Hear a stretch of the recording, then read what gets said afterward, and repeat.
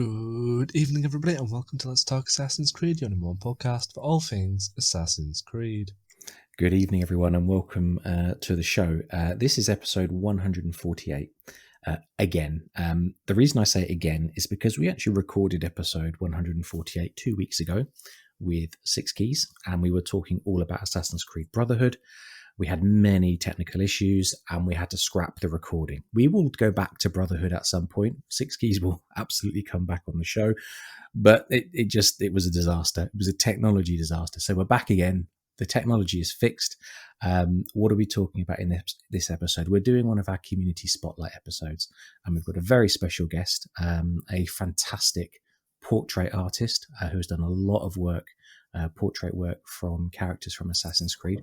Welcome to the show, Lisa Zaman. Hello. Hello, good to have you on the show. And a little fascinating side fact, Lisa is, I think, along with Sani, who was on the show nearly a year ago, the only 2 people from the community that I've ever met in person when we bumped into each other randomly at the Reading Comic Con. Do you remember that? October 2019. 2019. Now, had I met your daughter and then I got introduced to you, or was it the other way around? I can't remember. All I know is that I think I was in costume. She was there. Was I in costume at that point? Or was I in normal garb at that point? I was in costume. I collected one of my friends in my car in full garb, and then finished off the rest of my costume in the car park, and everybody was kind of looking around like, what on earth is that woman wearing? For Declan, if you didn't know, I was dressed as Aspasia from Odyssey, but not only did I have her full costume, I had a Cult of Cosmos cloak and mask to go with it.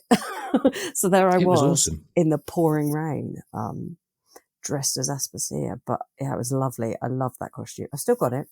One day she will come out again. But it was one of my very first like tiny Comic Cons, and I had such a while of a time. It was fabulous. Met so many wonderful people. It was great.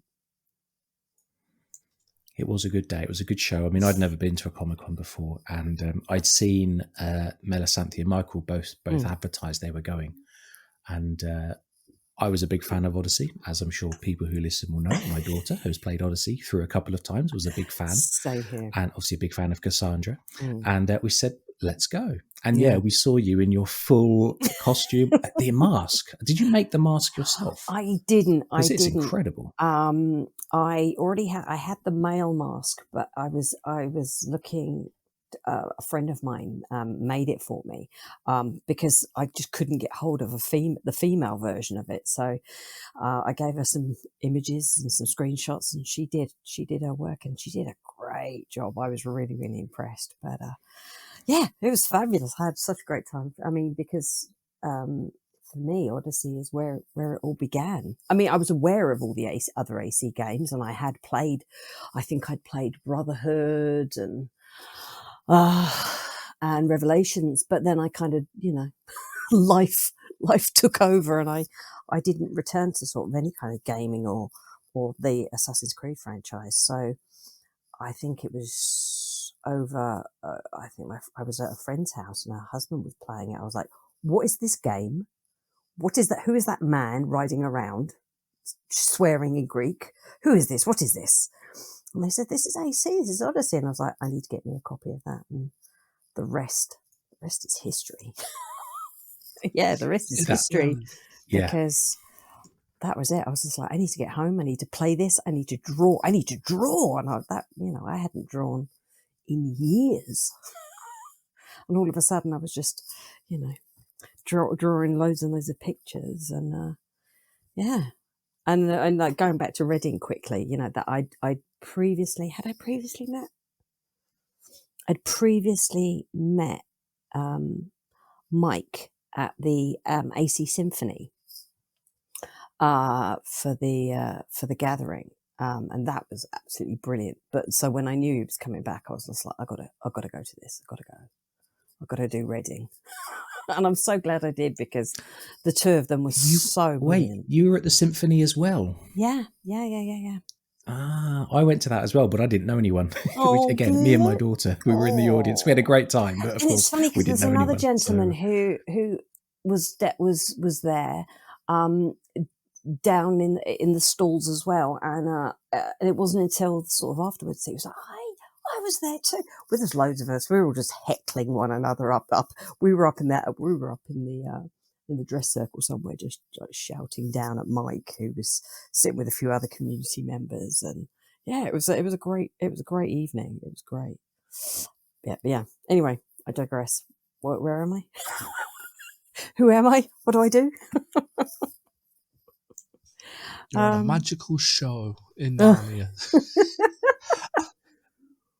I'm just listening, and I'm like, I joined the community in 2019 through the podcast. What the heck did I miss in the community? I feel like I missed a ton of stuff. No, Declan, to be quite honest, I mean, it was at the end of 2018 that I started.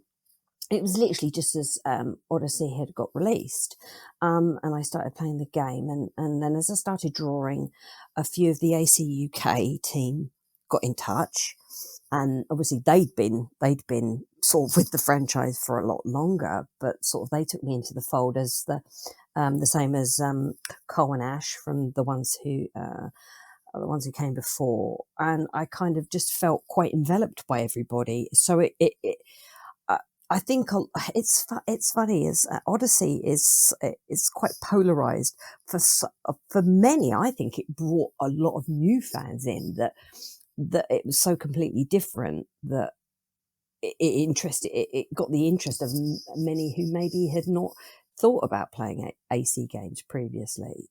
So I think there was quite a lot of us, and of course, as AC has gone along and as a pandemic's hit, I think we've kind of all banded together. But I don't think you missed too much. I think you're all right.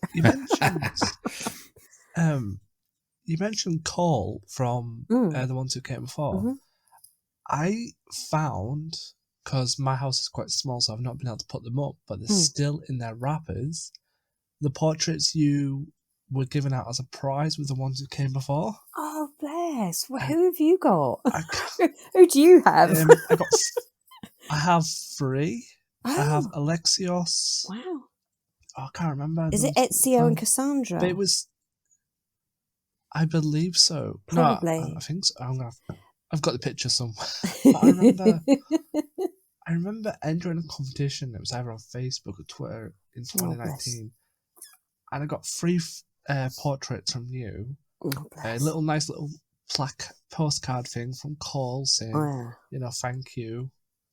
And I was looking at portraits, and I'm like, I hope one day I get to know who was the actual artist, because my art revolves around stick figures. I can't draw outside of birds that are meant to be W's, but my girlfriend says they look like boobs, apparently. That's like my level of drawing. You know what? Everybody can draw. It's just it depends on how well you can draw. And it just I suppose I always had a natural talent for drawing people. I always liked drawing people. I always wanted to be like one of those artists who could do still life and bowls of fruit and magnificent architecture. And I'm lousy at it. I mean, I'd love to do watercolor and all those kind of things, but I kind of suck. But I guess I just naturally am drawn to a piece of paper and a pencil, and I guess I just always. I mean, I'm self-taught. I never went to art school. I didn't want to. I went, I've had a variety of strange and unusual jobs which haven't had anything to do with art. So I was a trainee zookeeper. I worked in IT for like nearly 15 years. So and now I'm an artist full time, which is kind of cool. It's funny how things work out. It is. I was I don't know if you've ever seen the IT Crowd, but I was like a slightly smarter Jen. It's like I knew what I Sorry. was like Jen. Like, we were down in a basement. We Yes. worked in a basement. I worked Yeah. purely with all guys. Only I was and I was the only female, but I knew what I was doing. Unlike Jen, who just basically sent emails. But yeah. Yes, they ran rings around her, didn't they? At least in the early days, that's for sure. They did. But that's really lovely. I mean, yeah, I have a lot to thank Cole and Ash, who basically invited me to become sort of one of their, I can't think what the word is, one of their like associates, part of their team as one of their artists. And again, with the AC UK team, that's sort of it was basically kind of handled by Dave Woodward and Kim. And again, those guys were absolutely key to sort of, pushing my work and sort of helping me out and sort of, championing me on social media. So yeah, it's everybody that I've met through the AC. I mean, you get a few every now and then, but predominantly the majority of people in the community have been absolutely amazing. Absolutely amazing. I couldn't ask for anything better, and especially Ubisoft. I mean, Ubisoft have been mad. It's been great. It's been fabulous. I've been very, very fortunate. Yeah, I mean, Quebec. Was it when Ubisoft Quebec? I think it was in 2019. They had like a fan of the month for a little while, and I was May. I was fan of the month for May. They did a little interview with me, and I felt quite proud. I remember reading that article. I felt really proud of myself. I was like, yeah, absolutely. Thank you. And then and to sort of have Ubisoft use my artwork to promote Valhalla, and then be asked to have work for the AC 15 and for their 30th for Ubisoft's 30th anniversary. It's been mad, and the devs and all the writers they've been so positive and so wonderful. It's been an honor to sort of know, especially for Quebec, for me, because obviously they're the guys that created Odyssey, and to speak to the writers and the Game Plus creators, it's been really lovely, and it feels nice to be part of it without necessarily needing to be, at the forefront. It's just been nice to sort of say, "Oh, can we use this?" And I'm like, "Why are you even asking me? They're your characters. I just drew them." The answer is obviously so long as you yes. don't get me in trouble. Yeah, the answer is yes, as long as I don't get in trouble. Yeah. But just on that point, so you said you started, or I guess maybe you were inspired to pick up the pencils by Odyssey, and you draw for your own interest and your own pleasure. When you're asked, can you prepare something for this event or this launch, or can we commission you, does the pressure or the responsibility, does that kind of override the pleasure? Because it becomes more like work, I would guess. I don't know, I'm not an artist, I've never been commissioned to do anything, but does that change your relationship with the work? It does sometimes. I mean, it depends who it's for, whether it's for a business, whether it's for an individual. If it's a subject that I'm familiar with, then the pressure is rarely ever on.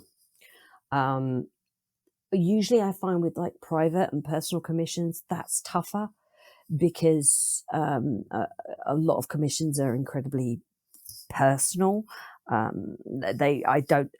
rarely post those on social media. So I suppose that for me, the pressure is on to make sure that I get the likeness as much as I can, without being maudling here. Sometimes they're memorial portraits, so you want to do your best to get the likeness and to get the sort of personality of the person you're drawing. If it's for work, if it's like Then sometimes, I suppose it depends if I've got a huge deadline. If I've got a quick deadline, then maybe the pressure will be on, and I may not do my finest work, but I'll still make sure that that I'm better with time management than I used to be. But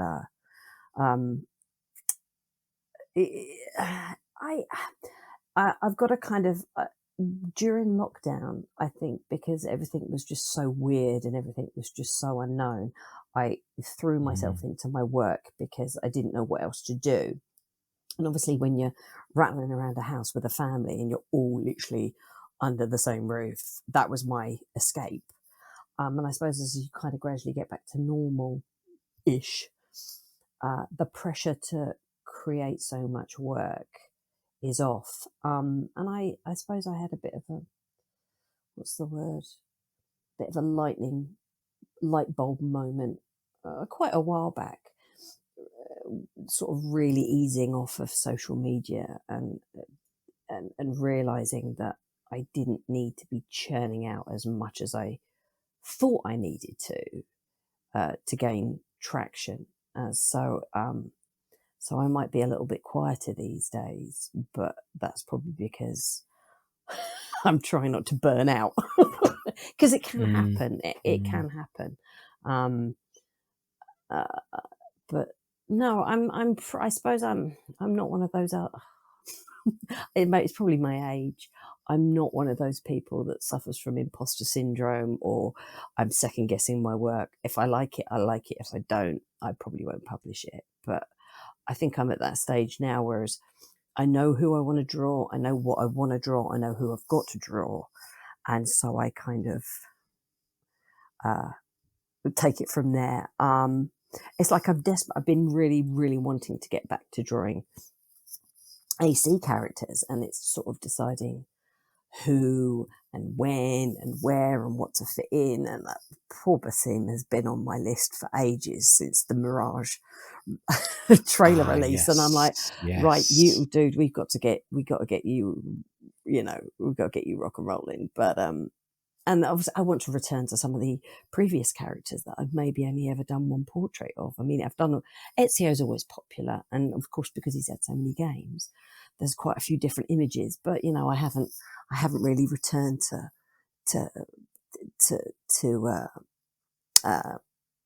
say maybe Connor's, go back to Connor and to Edward and to sort of Bayek. And yeah, there are a lot of characters that I kind of want to do in their other guises, because most of the time they've all got beards.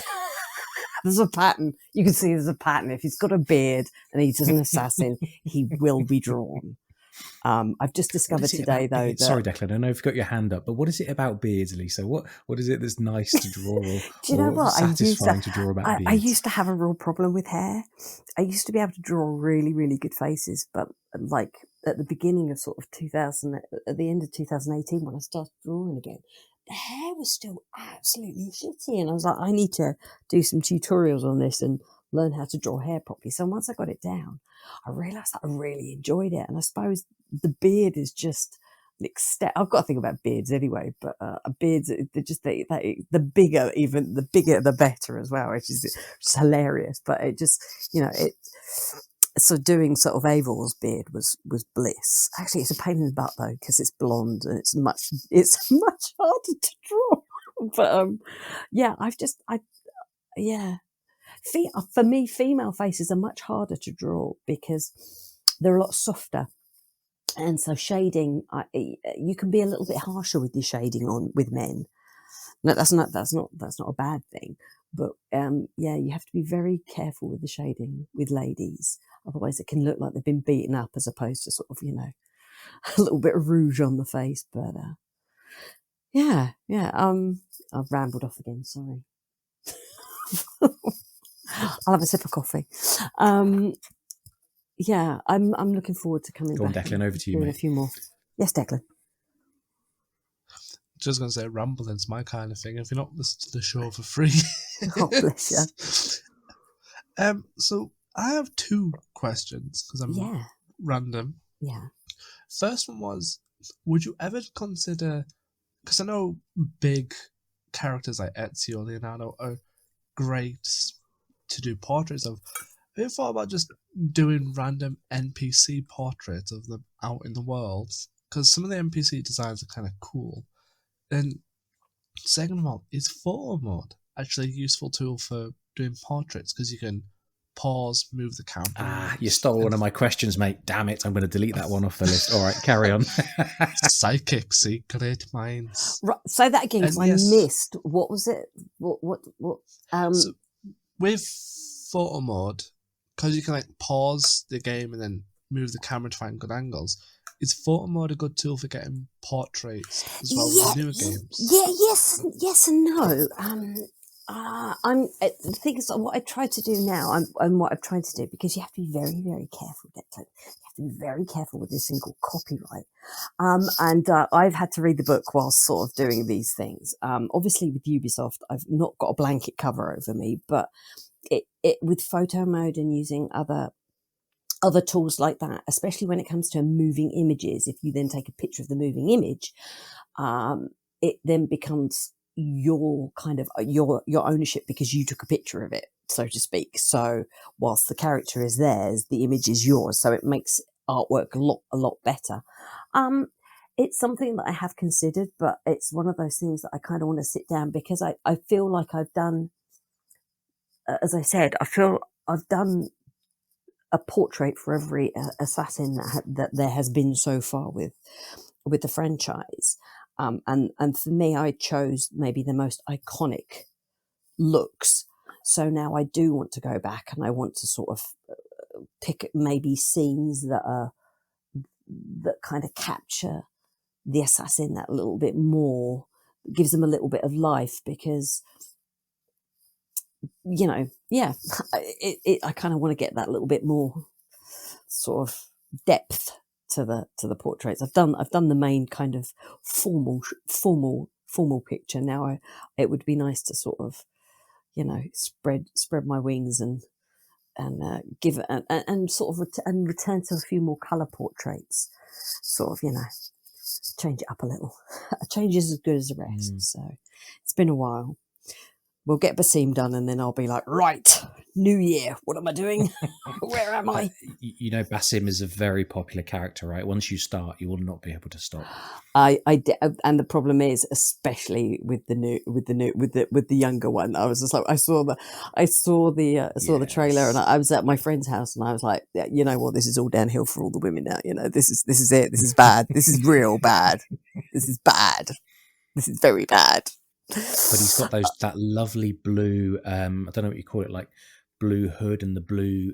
It's just a glory. It's just a glorious. So distinctive on paper, wouldn't it? It is. It is. I mean, but you know, Ubisoft have done so well with each evolution, and you know, as much as some people dislike certain games, you know, the creative team, hats off to them, because you know what, every assassin that's come out, you might not like it, you might not like the game, but damn, they all look so good.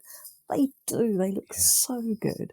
I'm currently looking at the collection of Ubisoft figures at the moment that I've collected, and I'm just like looking at all their costumes and everything, just thinking, look at that. Aren't Ubisoft clever? Aren't they a clever bunch? Well, let me ask a question then on sort of carrying on from what Declan said. So, do you work from references, or do you watch a film and pause it on your telly and go, right, there's Loki, for example. Okay, that's how I want him. I'm going to draw. Or do you sort of commit the face to memory and then do your own version of it? It depends. It depends. Sometimes I'll go old school, get out the grid reference and sort of have an idea of the kind of look that I want. Like I said, I think I think there was a few with Odyssey, there were moments where I was like, that scene, I've got to get that scene, I've got to capture that scene. So usually it'll literally be just quickly hopping on YouTube and going, right, okay, let's have a look at all the cut scenes and pause and screen cap and go away, and then I'll sort of have everything out as reference, and then sort of have a look at a particular frame or a face or an expression.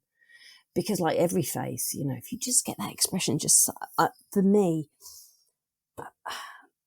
it's not good enough to get the image. You know, I could be drawing Eivor, you know, absolutely, you know, with the tattoo on the side of the head, and if you're playing as the male, you've got the beard and but if the face doesn't look anything like him, then I haven't done my job properly.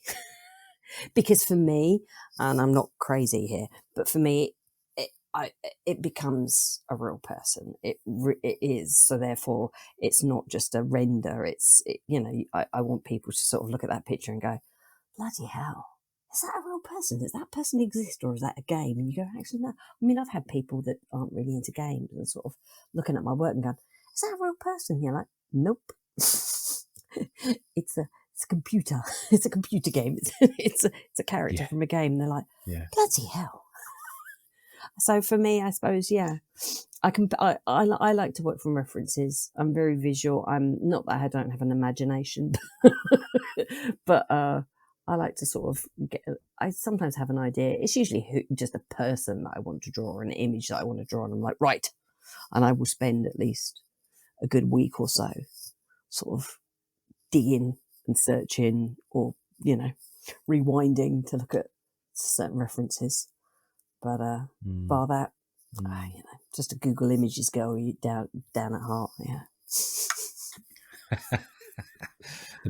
Google's always. I mean, the number of times we're recording and one of us is in the background quietly looking stuff up on the wiki because we've forgotten key plot points or story points or whatever. Spoilers. I know, it's terrible. But yeah, so you sort of got inspired again by Odyssey. To blame back in, I guess, the beginning Alexios. of 2019, was it? It was Alexios and his potty mouth. I saw it, and it was. I'm not even gonna. I'm just trying to think. My friend he was probably like, I think he just made it to focus. So he wasn't that far into the game at that point. So I just turned up. I was like, what the hell are you playing? Why the hell are you dressed like this? What's going on?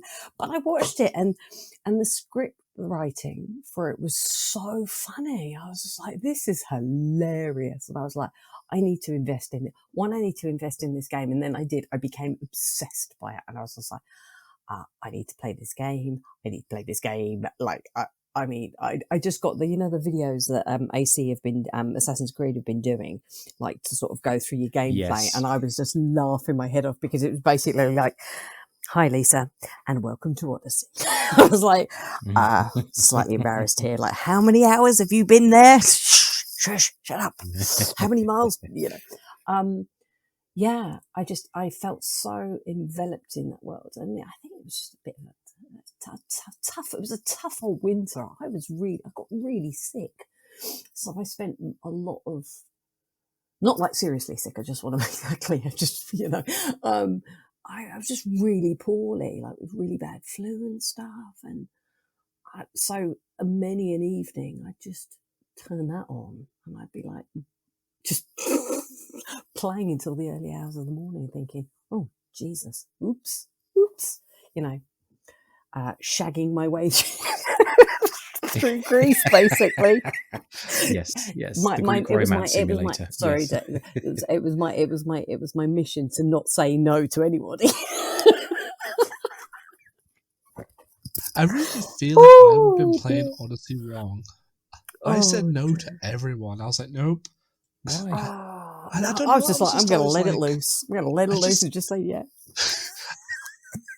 I just couldn't find the right person for Cassandra. I was like, with the old granny with the aphrodisiac, I was like, should I? But then if I do, what if Cassandra tires her out and gives her a heart attack? Maybe best not. So honestly, I was just overthinking it. Oh, bless. I didn't. I mean, I played as Alexios first time, so I was just like, yep, let's just do this. Let's just do this. But aside from that, yeah, it was just something very different for me, and I just absolutely adored it. And then I went back and I literally, I think I might have had a few of the games and just didn't even realise So I think I just went to like CEX and just picked up everything, everything Assassin's Creed, and just started playing them all. I haven't, and you know, I'm sorry to admit this, but I haven't finished all the games. I haven't even finished Valhalla yet because I just haven't had time. But That's okay. There are games in the series I haven't finished. I mean, or even started. But no, I'm the ones that I have played, I've absolutely loved, really, really enjoyed, and they're very different. I suppose that's like my taste. It's kind of eclectic. There's no pattern on which ones I'm going to really enjoy and which ones I'm not. But yeah. But you know, work has kept me busy recently. So poor old Valhalla has had to take a bit of a yes. Well, let's talk about being kept busy. From what was it, early 2019, uploading pictures onto Instagram. You've been in New York. Yeah. So tell us about the show. How did that get started? Who talked to who, and how did they okay, find right. you? I'll be as concise as possible. So, okay, at the midway through 2020, I was still drawing an awful lot of AC characters, but I knew that I wanted to do something different. And as I explained previously, I was really bad at drawing hair. So I thought, you know, I'm always keen to learn a little more. I'll start with hands. I'm terrible at drawing hands. They all look like sausages. Let's see if I can draw hands. So I basically selected a ton of references that had hands within the portrait, and I just got to work, and I just practiced. And before I knew it, I had 14 portraits ready to go. And it was around September time of 2020 that Brick Lane Gallery in London got in touch with me and said, look, we've seen your work. We'd really, really love to exhibit. We have a portrait exhibit coming up in 2021. Would you, sorry, it was 2020. Was it 2020? Now I'm getting my time mixed up. No, sorry. It was 2021. Oh my God, I'm a year ahead of myself. So I had my first exhibition in 2021, and ever sort of since then, it's been absolutely bonkers. I've had 2 other exhibits in London, or actually in London and also in Cambridge, for which I won an award. And I think it was about in January of this year, I had already travelled over to New York to see friends and sort of have a look at the New York gallery kind of scene. And I'd seen one particular gallery that I was interested in. So they were open for submissions. So I submitted some work. And in February, they contacted me and said, yep, we'd like to represent you. We'd like to show your work. And in October of this year, my work went on show. And it's been incredibly difficult and incredibly hard, but it's been worth it.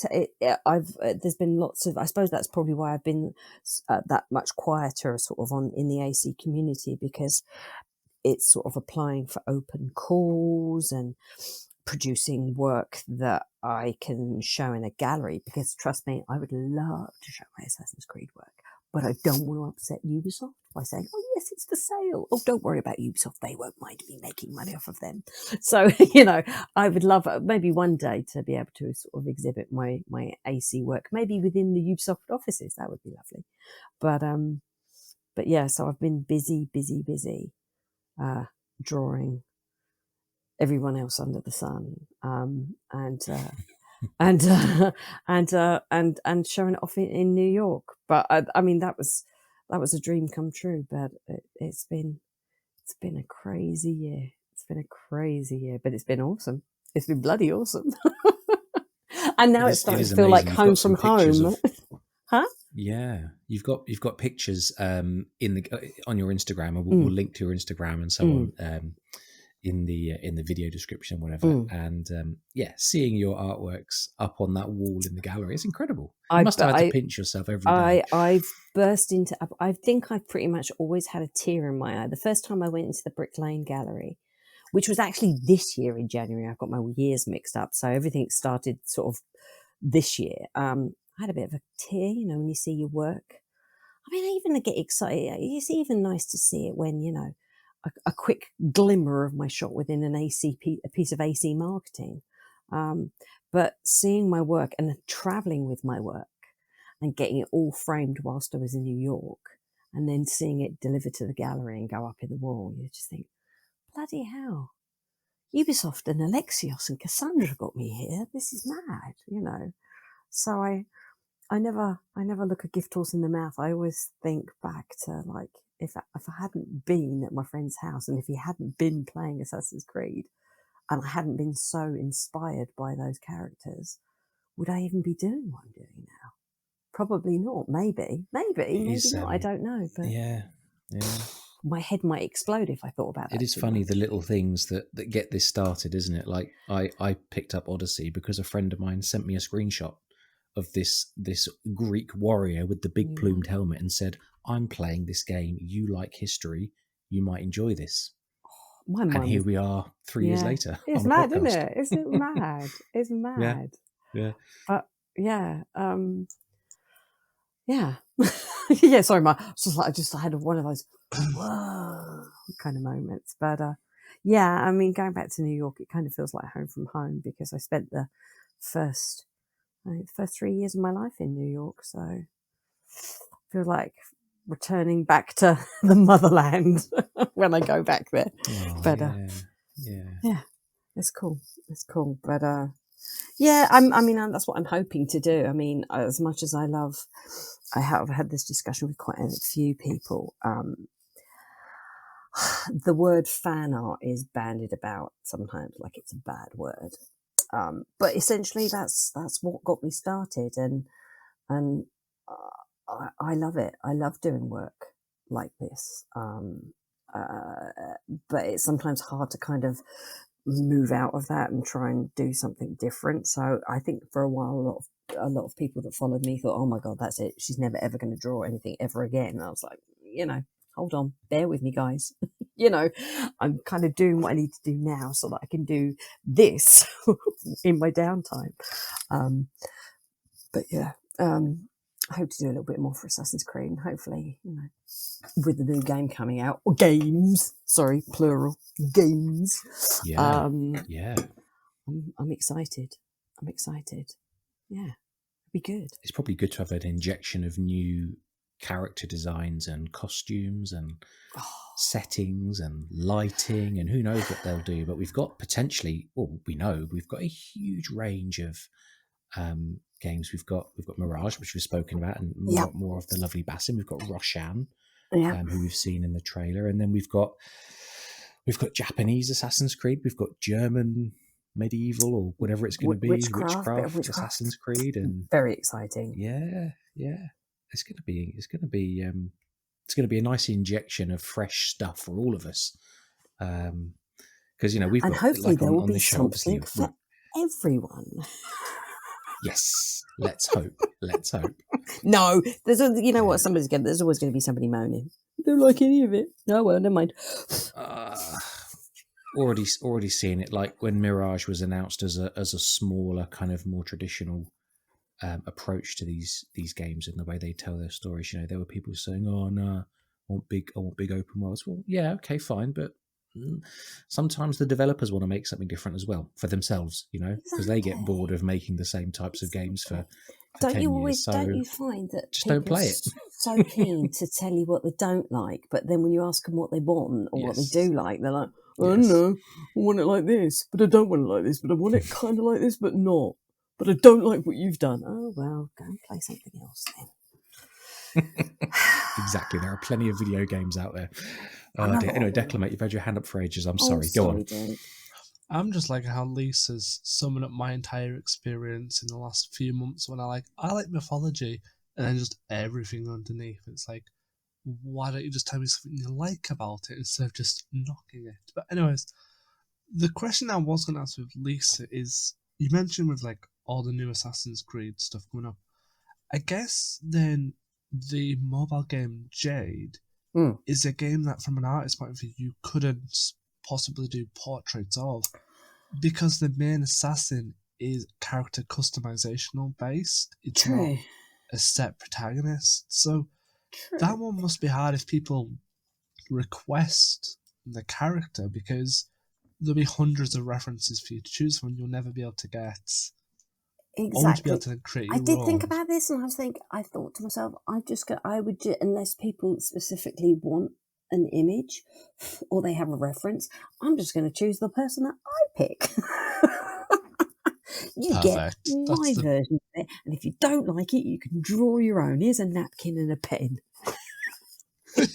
That actually ties on to another question. Go for it, that Declan. is probably going to be the most random question I've asked. And I love the James most randomest of shake his head. questions. Have you ever just wanted to get a portrait of, let's say, Jacob, and just add your own creative flair where you just give him a monocle and a twirly moustache? Just Oh my for no God, that's reason. genius. That silence tells us everything we need to know. Okay, next. I've had some requests, but we'll leave it at that, because are they not safe for work requests? Let's just say that I had a very, very hilarious conversation with Mr. Antonakis, who plays Alexios. I had, when Odyssey was in its full throttle.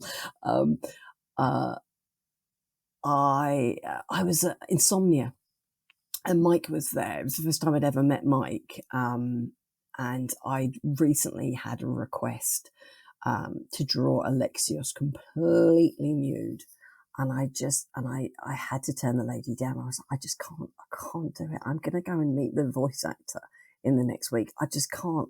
I won't even be able to look at him, because people have the mods. They're like, hey, if you need some references, I'm like, rather not, thanks very much. Please no, just not do that. But I had some requests, and I've politely turned them down. Usually they're more of the saucy variety, but I'm just sticking to the face. I don't do anything from the neck down. But for the right money, maybe I would. Understood. I don't know. Maybe on Hive, as long as it's just hashtagged as NSFW, we'll be fine. I mean, you got to pay your bills, right? If someone's offering the right cash, why exactly, not? Exactly. Well, the Mirage will be coming out with a pre-order bonus, which is Prince of Persia, which is topless Basim. I'm pretty sure your Let's be honest, DMs I don't think you're ever going to get anywhere close to Alexios or Cassandra greased up with just their loincloths on. You're never ever going to outdo that. Or and Bayak and the towel. Exactly. It's never going to get that. We're never going to recreate that, and I don't think we should either. It's just not appropriate. I decided to change into that outfit once. I was riding my horse. I'm like, this feels so wrong. I need to just change. I need to put some clothes on. I think I spent an hour in my bathrobe because I forgot how to change, and I was like fighting a crocodile in a bathrobe, and I was like, it's just like he's just come out the shower. A crocodile stole his breakfast, so he's gone to have a fight with it. And I just kept that up in Origins just for a whole hour. I've done that. It's like that. Towel. It's just like the giant summer hat in Odyssey with just your loincloth on. Just go, look at him. What's he wearing? Take it off. Anyway, wow, that just went in a downward spiral. This has to be the best. This is just a hilarious episode now. Who knew art could evolve into some chaos? Especially This is me we're talking about, and I could just veer off at any time. at any time. But this is it. I think it's my grandmother and my mother had what I call the gift of the gab, and I think I've inherited it. I think that's kind of that's how I've ended up where I am. If I don't know it, I just And I'm blag just it. a chatterbox. There's nothing wrong with that. There's nothing wrong with that. Blag it or wing it. That's Blag like it or the wing most it. British mottos. You either blag it or you wing it. Exactly. But yeah, it's kind of nice to sort of, I'm sitting here at the moment looking at two unfinished pieces of work and knowing that I've spent literally 6 hours on Basim's hood today and just kind of crying because I'm still not done. And I'm like, I'm looking at his glove thinking, I've got to put all that texture in. I love portraits. I hate fabric. And there's so much of it. It seemed like a good idea at the time, but I promise you it will look fantastic by the time I'm done. Let me ask a noob question then, and I don't draw.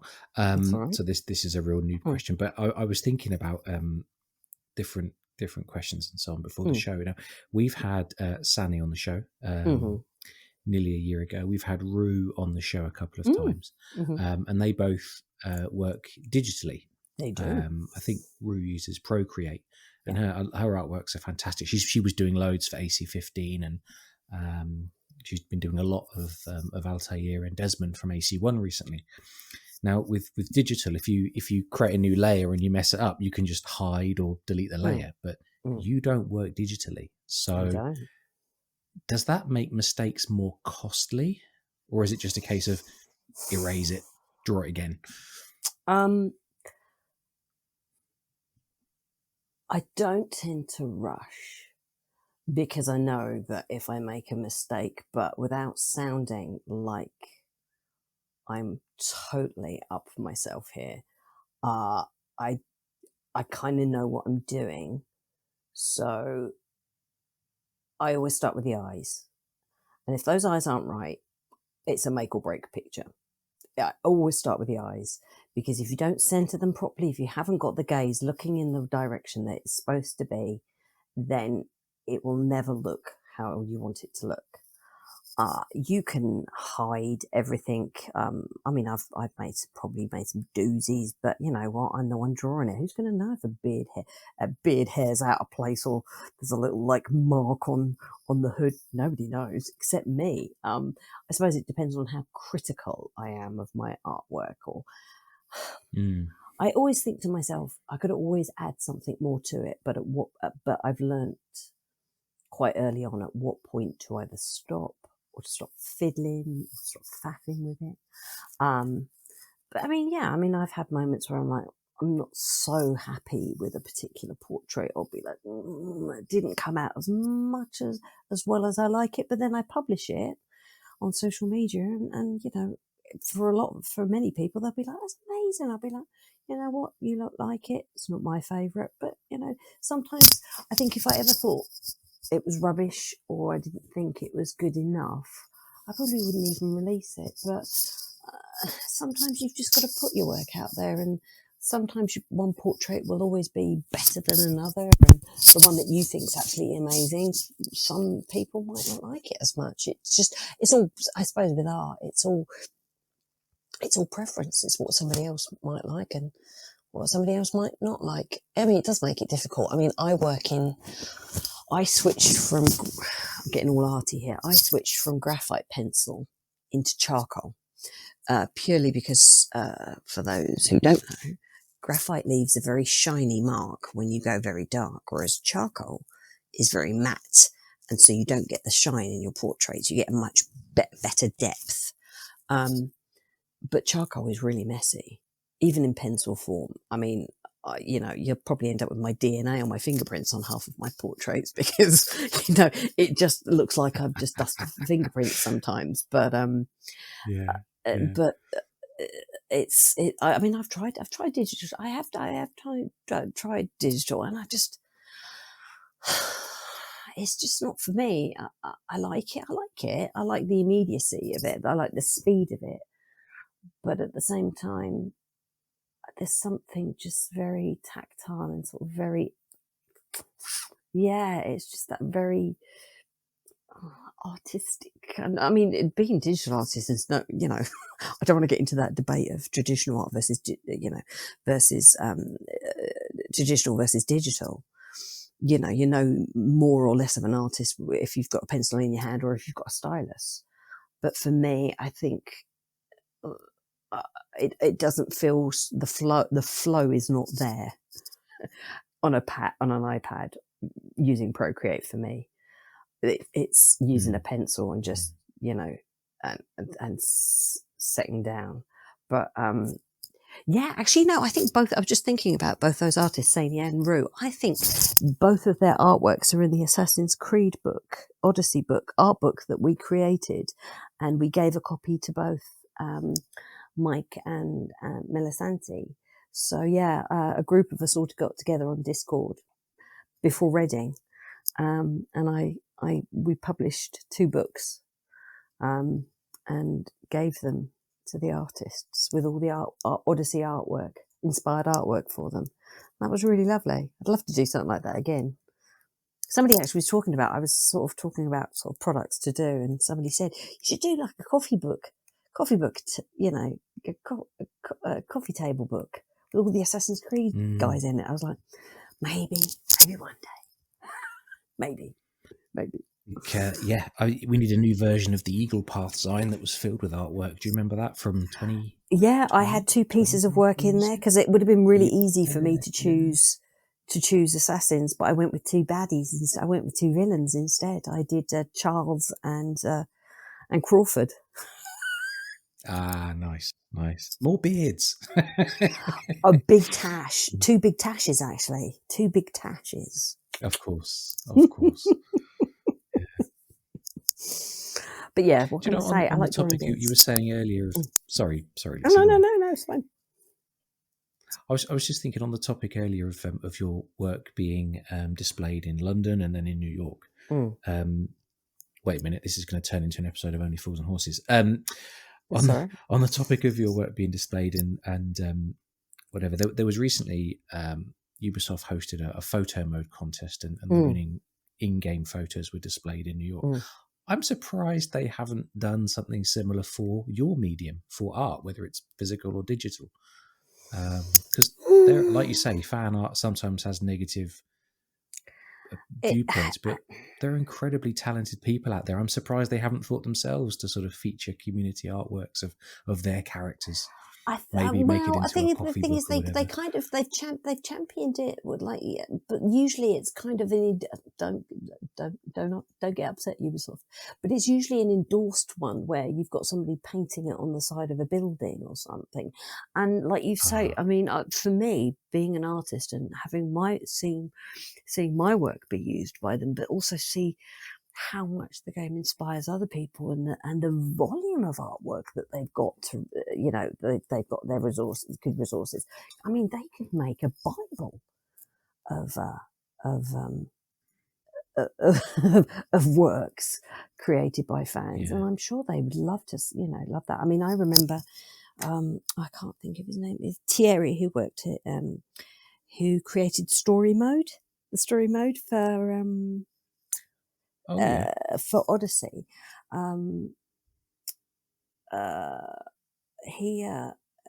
He got in touch with me, and I remember sending him, I think I sent him a whole set of all the assassins. And he was like, I'm going to go and put them up in our boardroom. I was like, okay, don't get in trouble.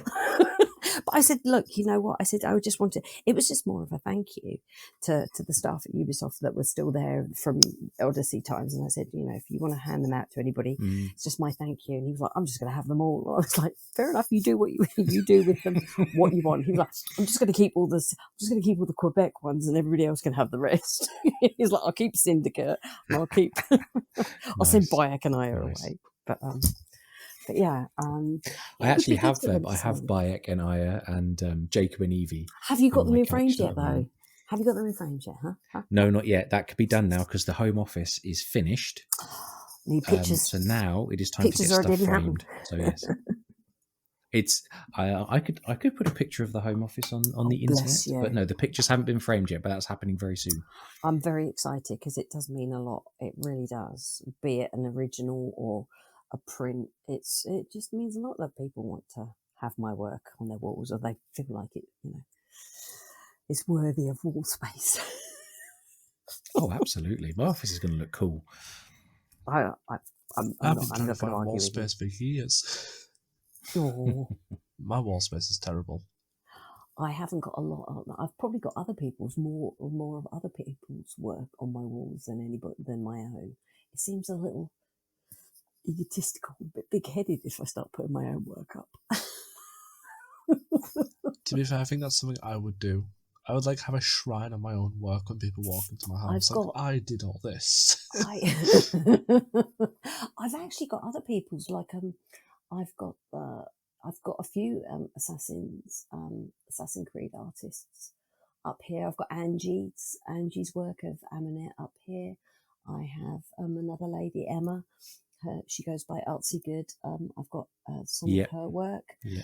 Saini's work, Adri's work. Yeah, I've got. It's nice to have, not only just amazing, talented people, but good friends as well. So, but yeah, I think I've got one of my own up, which is rather large at the moment. But he needs to be reframed at the moment. So. I think you're allowed to have one of your own up on the wall in and your it's own and it's house signed or in now. your own It is. studio for sure. It's my Oscar Isaac signed now, so it can now go. It can go back into its frame and go on the wall. Now I want to ask you about Oscar Isaac. Okay, he's a very famous actor. He's been in many films. He is. And you have drawn him a lot. I have. From lots of different films that he's been in and so on. What is it about him that you're just drawn to draw? I find him a fascinating actor, and he also just looks great. I've always been a huge Star Wars fan anyway. And it's funny, it's sort of like one of those actors that, without really thinking about it, realizing that my household has a lot of his films. Also has the ability to grow an absolutely amazing beard. So that's always a win. I've had a lot of. he's a good one for commissions. I gotta say, he can bring the crowds in for me. So okay, that's been great. But also, like I say, when I was looking to sort of draw hands, he and Pedro Pascal, otherwise known as the Mandalorian, were the two subjects that I was like, I'm just gonna go with it. Let's do this. And when it worked the first time, I was like, okay, let's try to see if I can up my game, see if I can find different images and stuff. And they're just and with a lot of these kind of things, you have to get permission, and you have to, with certain references, I was using photographs, so it was like a baptism of fire, knowing to get in touch with photographers and asking for, for credit or copyright or permission to use, and it's been crazy, but I've been incredibly fortunate. I was incredibly fortunate also around the time of the exhibition to meet Oscar. So that was a weird moment, but it was also a great moment. So yeah, that was been a bit of a highlight. So yeah, it was funny, but it was also weird. Like I know you. I was like, okay, this is weird. This is really weird now. Just gonna go and hide. But yeah, it's great. He's still one of those favourites. He's an absolutely lovely guy. I was slightly starstruck for maybe a second, and then I was just like, no, this is fine. This is okay. This is totally normal. Yeah. What can I say? It was great. I met Duke later. Yeah. It was great. It was fabulous. I met Poe Dameron. My son is very upset by this fact. You know, it sucks. It sucks for him. He just wants to meet Poe Dameron one day. One day, bless him. One day. Was Oscar Isaac, was he coming to the gallery to see your work then, or was it a chance encounter? It was at New York Comic Con. I was at New York Comic Con. He was at New York Comic Con, and then I was really fortunate to also then be in New York the same time that his comic book was released. So I got to head over to Barnes and Noble and sit front row and listen again. It was terrible. It was like the hardest thing I ever had to do, was just sit in the front row and listen to him talk about his comic book for an hour. It was the worst. It was the worst. No, I jest. It was absolutely brilliant. He and his high school friends created created a comic book which got released by Legendary Comics back in early October. So yeah, I got to go to that as well. So it was all good. It was all cool. And lots of people were jealous. And I will dine on that for a while. Yeah, absolutely. Absolutely. But you haven't met Pedro Pascal yet then? Not yet. Okay. Working Is he on the list though to meet at some point and share some of your work? Well, you know, it all depends, because I mean, hopefully I'll be heading off to Star Wars Celebration next year. So maybe Mr. Pascal will be turning up and doing the rounds for The Mandalorian if he's not too busy. Oh, that'd be cool. It'd be cool. Do you think The Last of Us that's coming to television might inspire some well, I mean, work? I've played both games, so I am really looking forward to it. And I was kind of a bit like when they announced it would be Pedro, but I was just like, oh, I suppose because, you know, when you love these characters so much from games, and Troy had done such a marvelous job as Joel. But I have to, I think I have to put the big girl pants on and just go into this and try and forget about the game and enjoy the TV series for what it is, because it's I know that they want to be as true to it as possible, but you know, it's just like if they were going to make Odyssey into a TV series, I would be like, don't want to watch it. I'll just watch that. You know what I mean? I think for a lot of people, it's just almost too personal. So I would totally understand why a lot of people who love that game so much might not necessarily want to watch the TV series. But I'm looking forward to it. Yeah. I've played the first one. I'm currently halfway through part 2.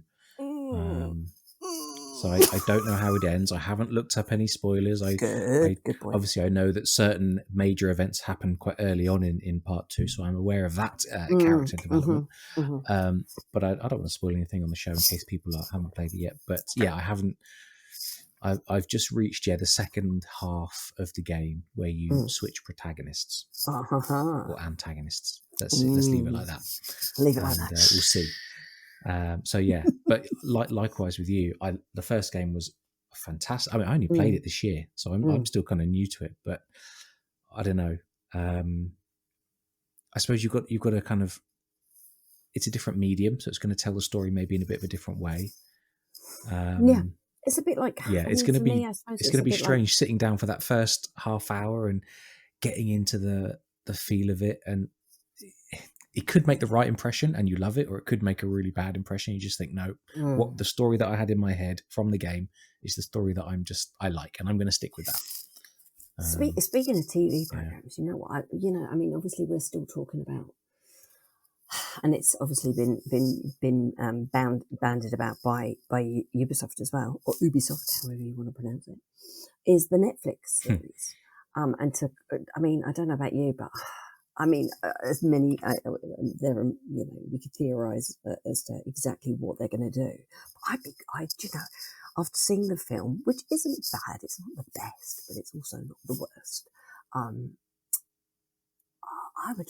I mean, I don't know about you. I'd love them to kind of go via the games and have those characters a bit like, you know, how Star Wars have done, where you've got one character that you're familiar with, and then you get cameos from all the others, but not necessarily.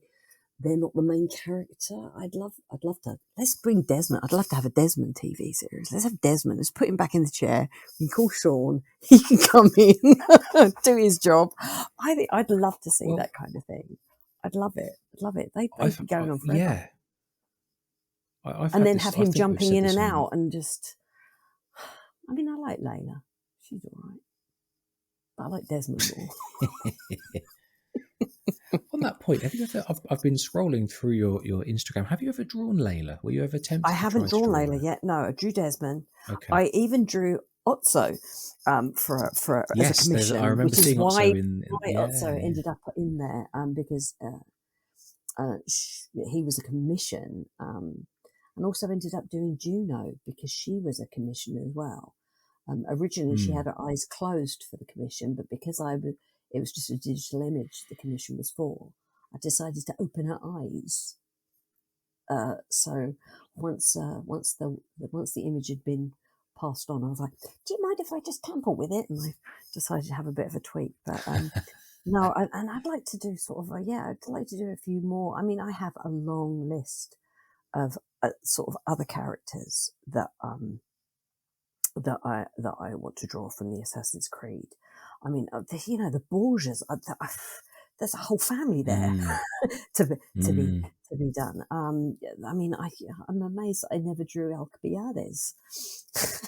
The one character. Unbelievable. Yeah, I know. The one character that I just couldn't stop laughing at every time I listened to him. But there are many more. So my references can go on for a while, and it's not going to dry up anytime soon. Which I'm thankful for. I've got many games to use, but I suppose it's just finding time as well. It's like I go back and think, oh God, I've only done one picture of Arno, and I'm like, how have I only done one picture of Arno? How is this possible? How have I only got one picture of Edward? He hasn't even got his hood up, It's just finding the time, and I don't have enough. I suppose that's the thing. You've got to divide your time between things you do for yourself and things that you're doing for others. That's your job. Yeah. I mean. I'm thankfully, like I said, time management. I'm doing that sort of side by side, but it's been really nice to sort of come back to the fold of Assassin's Creed and say, because I'm very aware that with each game you'll get an influx of people returning, and then they play the game for a while and then they disappear again. That's just the norm, And I suppose that I not that I feel like I've left out, but it's kind of nice to sort of be back and sort of looking forward to what the new games will bring, and what I can bring to the table for the community and for Ubisoft as well, because they didn't make me a star player for nothing, although I'm kind of gutted that the year I got to make star player, nothing happened. I was unfortunately the year where I was a star player for 21, which meant just sitting at my desk, watching everything on Zoom. Oh, of course. Yeah, I think that's the same as Declan, isn't it? You're both pandemic players. Yeah, so and Ash as well as and Ashley as well. Yeah, and also Icy, Art of Icy. She was also a star player for 21, which is lovely that we all got acknowledged, but also kind of a bit sucky. Yeah. But never mind. Have fun enjoying it at home in lockdown. Here we go. Mine was, so again, Declan? I actually joined Star Players this year after the Maintenance Guild shut down, but I was actually part of the Maintenance Guild during the last end of the lockdown. Yeah. And a lot of that was just like no community events. Like, hey, I event was know, killed. I know. Yeah, it was kind of. Pandemic. It was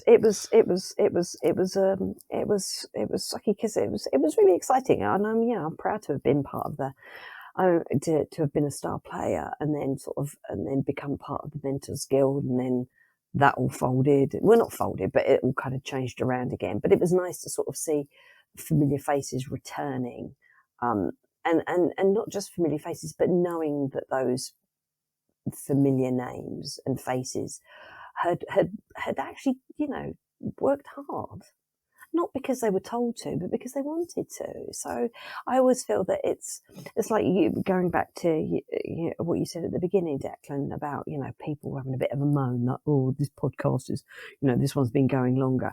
You know what? I always think, Ubisoft have got their eyes and their ears open and their feelers out. They can see who's working, not working hard to make a point, but those who are creating, content creators, but for a positive reason. It's not necessarily a completely selfish reason.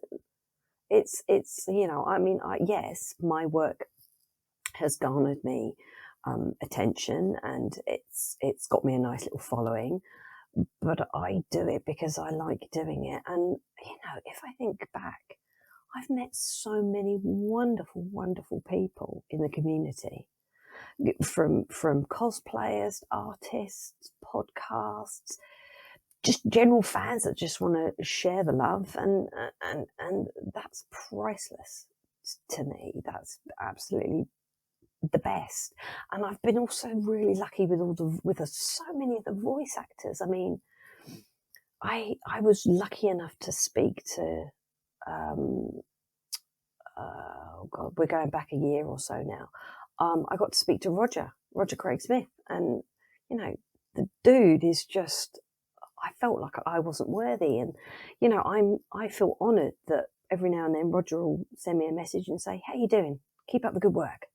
All the best." And I'll be like, "Excuse me, sorry, Ezio, Nice. say that again." It's just wonderful. I mean, for people also like oh God, I can't think of his name, Adrian Hoff, who was Haytham Kenway, Noah, who was Connor. I've just had some amazing feedback from Melisanti and Alex and Abu. I mean, and Paul, and I was really lucky when Paul Amos did his kind of lockdown Comic-Con, and I was really, really lucky. I got to speak to predominantly most of the Assassin's Creed voice actors from Victoria. Even spoke to Elias Tufexis, who is like one of the giants of voice acting, who is both Leonidas and Nikolaos in Odyssey. So I've been so lucky to have met these people, and and to sort of meet some of the new folks at Ubisoft who are bringing the communities together. I'm kind of excited. I'm excited again. I'm excited for things. I wasn't so excited last year. It's been a funny year. I mean, we've spoken about this a lot, and I think it's fair to say, I don't know about you, Declan, but I am also like Lisa. I'm looking forward to an injection of new stuff in the form of Mirage, whenever that comes out sometime next year, and there'll be some transmedia related to it. And it's been a bit of a slog over the last couple of years. So. Yeah, I mean, for me, 2022 has been like, I felt like I was in a rocket and somebody lit the fuse and I just got launched out of it, and I've just landed in that giant bouncy net, and now I'm ready to get back in it and go again for 2023. But no, I mean, like I say, this is the first time I've probably, obviously you and I have met. This is the first time, Declan and I have obviously probably spoken online, but I'm looking forward to meeting up with people again and be able to sort of have a proper catch up, and it's exciting. And I think with everything that has pandemic aside, everything else that the community of the gaming community have been through, obviously, without having to go into depth, we all know sort of, Ubisoft has been under the microscope for good reason, and I think that didn't just, that had a knock-on effect to the community. And I think, we've been dusting ourselves off and trying to find our footing again, and that's been tough. And whilst I don't want to sort of be dismissive and say, oh well, we've just got to soldier on and carry on, keep up, but I think it's time to not necessarily move on, but it's time to sort of get our priorities as a community straight. I think there's been room for too much backbiting and too much bullying, and I think people just need to just chill out and realise that there's so much good in this community, and if you don't like it, you can fuck off. Basically, it's just not. Yeah. It's just not worth it. It's just not worth it. And I'd like to wave a magic wand and make it all right, but I think social media will always have its trolls. But I think it's kind of nice. I feel encouraged by. I can't speak for the other continents, but I feel encouraged by how the UK community is going about things, and I think actually, I've got to be honest, I think the UK are probably the most positive bunch of the lot. I think we're the most kind of, we're the busiest by the looks of things at the moment. That's the impression I get, because every time I see something being every time Ubisoft are kind of promoting somebody, it always seems to be from the British Isles.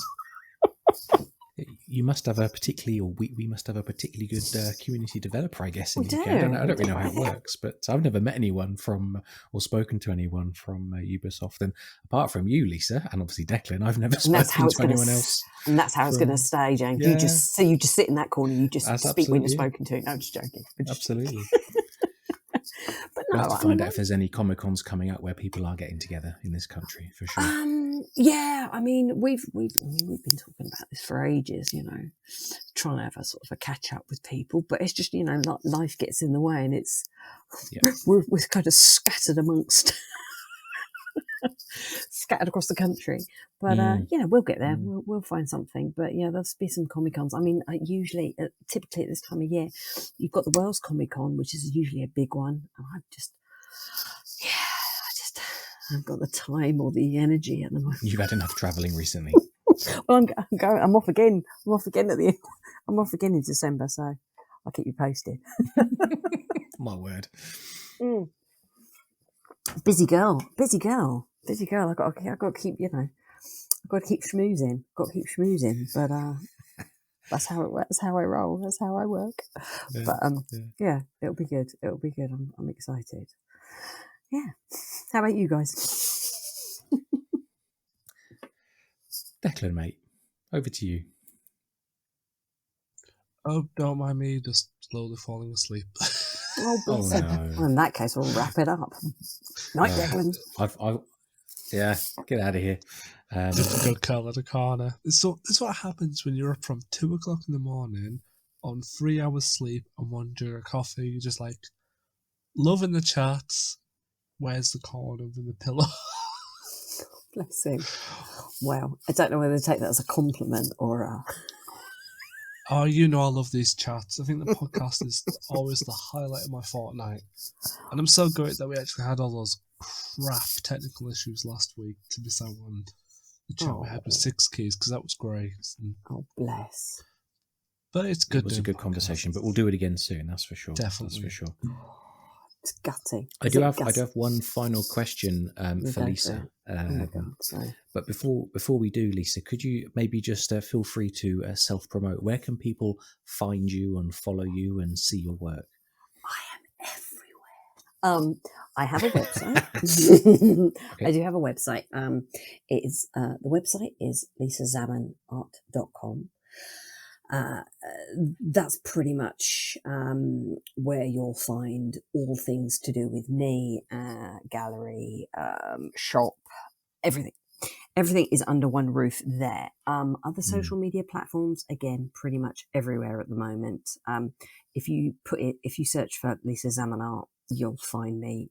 Twitter, Facebook, Instagram, Hive, Tumblr, you name it, I'm there.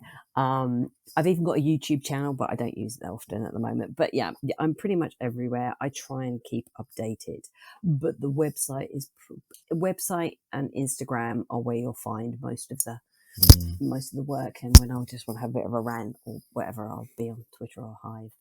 But yeah, that's where I am, trying to update it and then failing miserably. Hey, look, the website works well for me. I've ordered, as we said earlier, I've ordered a number of prints in the past. So it all works well. All right, so my final question, just a very, very quick one, is what is it about Moon Knight? Now, I know it's Oscar Isaacs again, but what is it about Moon Knight that really captured you? I was already a huge... I should start this back again. I'm a huge nerd anyway. I'm a huge movie nerd. I'm a huge comic nerd. My husband is also a huge comic book nerd. So it's kind of been passed along. I've always loved the character. So when I knew it was coming out, I was like, oh, this is going to be good. And then I found out who it was going to be, and I was like, this is going to be interesting. So yeah, I had no idea going into it what was going to where it was going to go, and obviously there are some very different characterizations, changes, which differ from the comic to the TV series. But yeah, I've always loved it. It was a very brave one, a brave choice. A lesser known Marvel character, which I think benefited from the fact that they kept it separate from the rest of the Marvel universe as a standalone, because I think it worked. Yeah, I loved it. I absolutely loved it. Like I say, sometimes with certain things, like I said, with like when TV series adaptations are made, people can be a bit puritanical as to, what's, it's got to be exactly the same, otherwise it doesn't work. But actually, I can see why they made the changes they did. And the only gripe I've got is the fact that they used the National Gallery at the British Museum. And that really irked me. I was also slightly upset that they never got to film in London. It all got filmed in Budapest. So never mind. I'll get over it. But yeah, I mean, I loved it. I assume that was London. That was a very good stand-in then, Budapest. They literally used South London for a little bit of it. They used the they used the National Gallery in Trafalgar as the obviously somebody just who looked like it walking towards it. But then the rest of it was all filmed on a lot or in the streets of Budapest. Oh wow! So they didn't do too badly, considering. But of course, it was the pandemic was still ongoing, and I mean they filmed from March till September last year. Yeah, busy time. Understood. But yeah, right. I loved it. It was great. I loved doing all the work. I loved to be able to do some concept work too, and I was lucky enough to see the first 2 episodes at the British Museum before it went on to Disney. So I was a lucky girl. It was great. Oh, nice. It was lovely. It was fabulous. They lit up the British Museum all in like blues, and then inside you had all of the sort of antiquities and all the Egyptian works of art and all these posters and Moon Knight music. It was just insane, but it was awesome. And to see it on a big screen as well, it worked really, really well. Yeah. But yeah, it was good. It was cool. Very good. What are you looking forward to next from Marvel then? Maybe more Moon Knight. Maybe maybe. Moon Knight Series 2, gotcha. I don't know. Okay. I don't know. It might not be a series. I don't know. I can't say. Okay. I'm TV series or movie wise. I don't know. I was really upset with Eternals. Didn't like it. I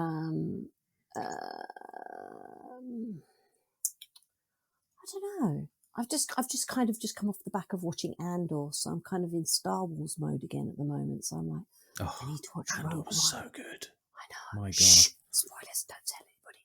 No, I'm not going to say anything in terms of story spoilers, but that's been my favourite piece of Star Wars media in years. It's just definitely just brilliant, absolutely amazing. Yeah.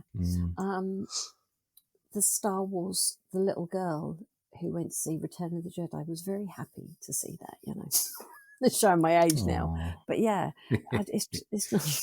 God, yeah. It's nice. I like it. It's again, that could have been completely standalone. I like it a lot.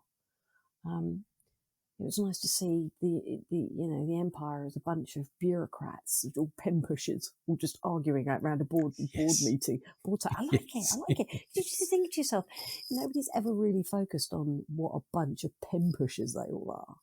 It's just a bunch of bureaucrats all going, you need to do this by this rule. You can't do it by that one. I like it. It made for me, I think in the last few series, it's just kind of made the Empire seem that little bit more human. If that makes any sense whatsoever. It does. It does. A lot of people just doing a job, and I suppose there's a bit of terror in that. Just the fact that the mundaneness of it, isn't there? It's not just a bloke who's got breathing problems just telling people what to do. You know, he's just in the background swishing his lightsaber around as a petulant child. The more dangerous is those that are sitting around that boardroom table. Yes. Yeah. Yes. Great. More. I want more. Oh, we're getting a second series, so I'm happy. I think we are. It's 2 years, though, isn't it, to the second series? We've got to film it, haven't they? God damn it. So, Never mind. I'll have time to sharpen my pencils. I should get on. See, this is my problem. This is my problem, guys. I spend my whole life going, right, okay. So I have this list. I have this ongoing, task list of characters to draw, people, characters. It's like a wish list. And I get suggestions and people suggest ones to me, so I add them to the list. And it's just not getting any bloody smaller. It's not. Because then I'm like, I need to draw that person. So that goes on the Marvel list or that goes on the DC list. I mean, that's when I do wish I was a digital artist. When I see how quickly digital artists can create work and keep on top of it. You know, especially when it comes to TV series coming out. They're like, oh, look. I'm like, oh, Jesus, I missed Black Adam and I've missed Andor. And I'm like, and then I'm like, do you need to produce it right now? Do you care if you get a few likes, if you get a few reposts, or do you need to get that work done for an open call, Lisa? I'm looking at the calendar thinking, I need to get this work done. I need to get the work done. Yeah. But it was lovely. It was just one final thing. It was lovely to have people. I had quite a few people that had gone to the New York Comic Con who then popped into the gallery to see my work. And I was really nice. honoured. Yeah, it was really lovely. I was really honoured. It was nice. And one lady had travelled across the United States to come and see my work, purely just to come and see my work. I was just like, mind blown. Wow. I was just like, right. I get why I've travelled. But for others, what are you doing here? But I mean, hopefully one day, when we all get a chance to catch up. I always say this: it's wonderful that you guys love my work and that you've seen my work, but it still doesn't. Even the photographs and the scans that I take, it doesn't do my work justice. Gotcha. It doesn't. It's really hard. It's really frustrating. But one day, hopefully, maybe, I'll have a word with Ubisoft and say, hey, one day, can I come and exhibit all of my portraits at your office? and for people to be able to see them sort of, up in person and see the detail, because so much detail gets lost. Anyway, that's me tooting my own horn.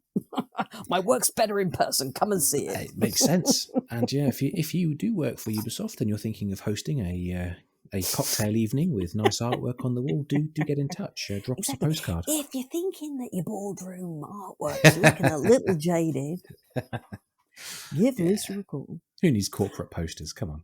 A bit of my artwork as you come out of the lift, it'd be amazing. Hell. Oh, yeah. Very good. I'll come and install it for free as well, especially if it's like in Montreal or Quebec. I'll, pay me airfare. I'll come and do the installation.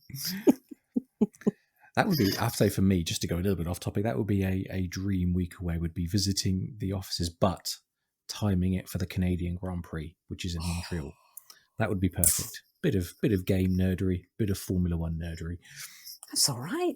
You got to incorporate. You got to incorporate something. Like I say, I didn't know that the New York Comic Con was going to be on when the gallery announced my dates. Oh, and then you did. Realized so that wasn't planned, right? It wasn't planned at the time, but then I was really, really lucky. I was just like, oh my God, it's over that weekend. And I was like, I'm doing it. My poor son, he hardly saw me throughout October.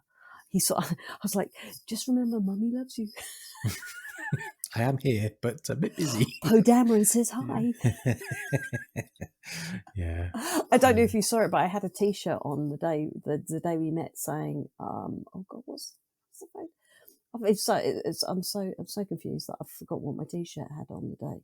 Just waiting for Oscar Isaac to know who I am. And as I walked in, he kind of looked and was like, what? I was like, surprise. But yeah, onwards and upwards. Let's see what 2023 has in store. Hopefully meeting you guys again. That would be fabulous. That would be awesome. I hope so. No, definitely. It's got to be done. It's got to be done. Don't care. I'm calling it now. Right, everybody get the calendars out. No, it would be good. It would be good to either, even if Ubisoft hosts something, or we sort ourselves out. But I think it's got to be done, because I think everybody wants to meet up and everybody wants to have a gathering. I think when we were all so looking forward to the UB Forward, and then unfortunately the old Queen had to peg it. Yeah. Thanks, Liz. Bad timing. Yeah. Declan was going, and we had arranged to meet in London on his way through, because we've never met. And yes, as of course, all those plans got cancelled. Never mind. Boom. Next time. Be bigger, better. Be awesome. Well, it's been a pleasure. If you need me to go, because I think maybe I heard Declan snoring.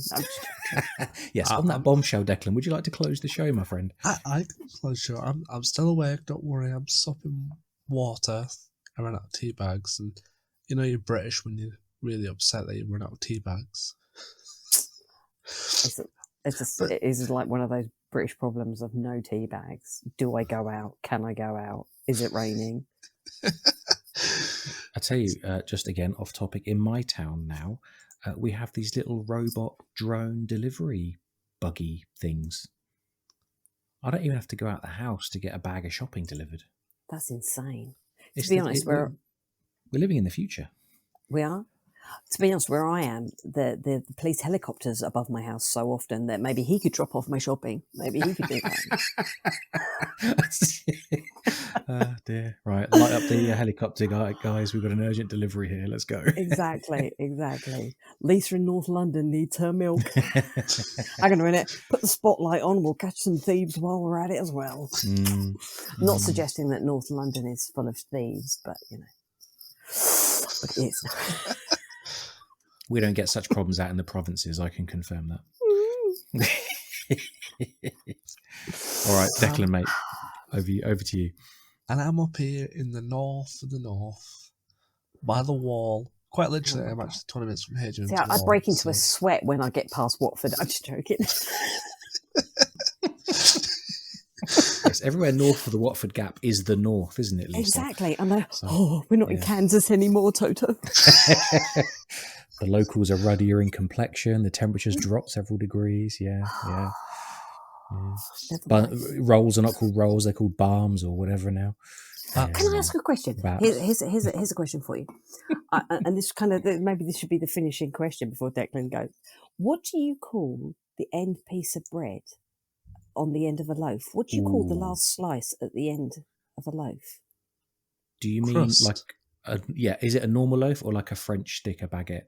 No, like the one like a Hovis or a. All right. For crust. us, it's the crust. Yeah. Okay, just check it. What do you? What? Wait. What do you call it in North London, Lisa? Okay, Lisa from North London. Okay, I don't know if anybody else has heard of this, but I've always known it as the knobby. Ah, right. Well, this is right. Okay. And now I'm really freaking out because no. Nobody else has ever heard of it as this, and I was just like, I need to just have this debate because I thought the crust is just a bit on top of the loaf. Here's the thing, right? Now we're no longer talking about Assassin's Creed, so if you've stopped the podcast at this point, that's fine. We're going into British slang now. So the reason why I asked about are you talking about like a normal loaf or a French stick or a baguette is for this exactly that word. My father's family come from East London, and on that side of the family, the end of the French stick, and to our French listeners, I do apologise, of course, the end of the French stick was always called the nobler. But that never applied to a normal loaf, just to a baguette. Now that's interesting. Yeah, it must be a London thing, East London, North London, Well, I don't know. Because that's where all my readies come from, and they're all French. Yeah, nobler. There you go. Wow, my mind is blown. I'm gonna have to lie down and be thinking about that for hours now. There's a quiz question for the listeners. What do you call the end of a loaf of bread? Exactly. Or my icebreaker question, Declan. You need this as an icebreaker in questions. If you were a bumblebee, what colour butt would you have?